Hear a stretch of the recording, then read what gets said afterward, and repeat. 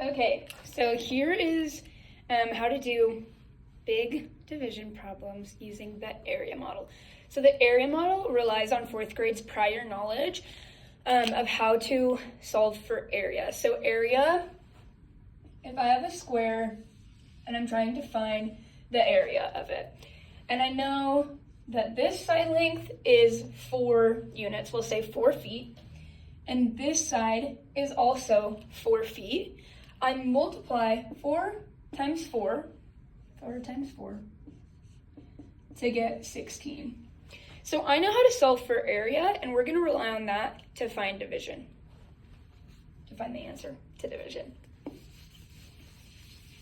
Okay, so we're gonna start with our division problem, which we're gonna do a big number.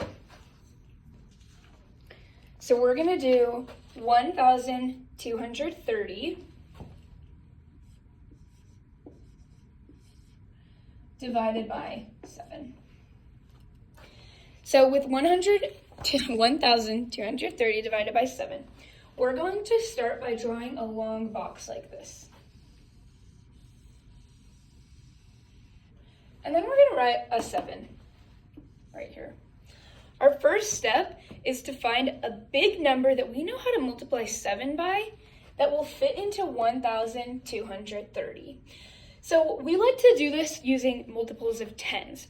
So I can think, what's 7 times 10? 70. Okay, I know that that could fit into 1,230, but that's still really small compared to this.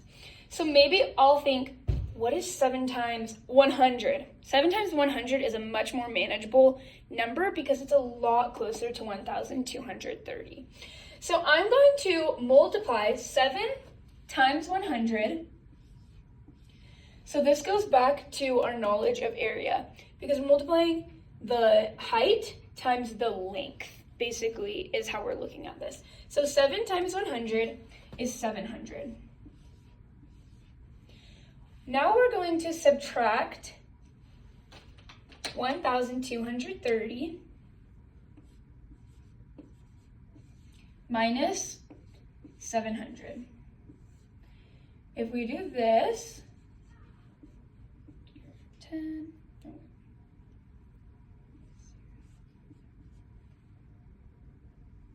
I'm not the best at math, so I understand where your kids are coming from, because this can definitely be just a tricky concept. So this is how we have 5 left. Now we have 530. We need to find a big number that we can multiply 7 by that will fit into 530. We already know that 100 groups of 7 will fit into 1,230, but we still have 530 more that we need to decide how many times 7 can fit into.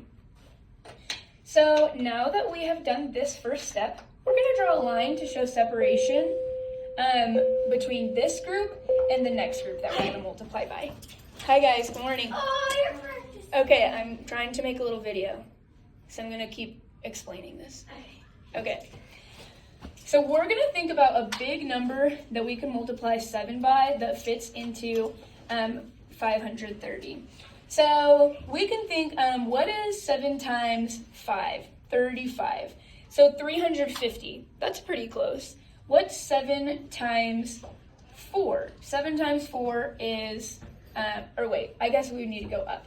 So 7 times 6. What's 7 times 6, guys? It's 42. 42. What's 7 times 7? 49. I think that would be a pretty good one for us to go to. So 7 times 70. 7 times 70 is 490. We got that answer by multiplying 7 times 7 to get 49 and then adding our 0 onto the end. If multiplying big numbers is difficult, that is a pretty simple way to do it.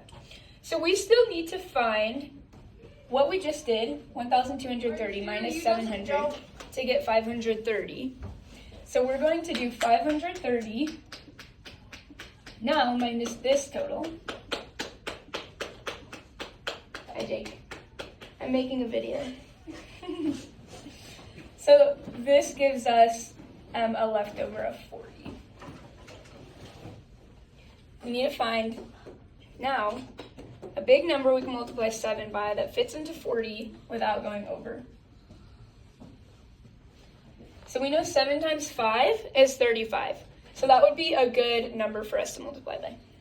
So we're going to go 5 up here. 7 times 5 is 35. And then just like we did here, we subtracted this from this. And then we subtracted this from this right here. So now we're going to subtract this from this. Let me go back to actually just using this. 40 minus 35 is 5.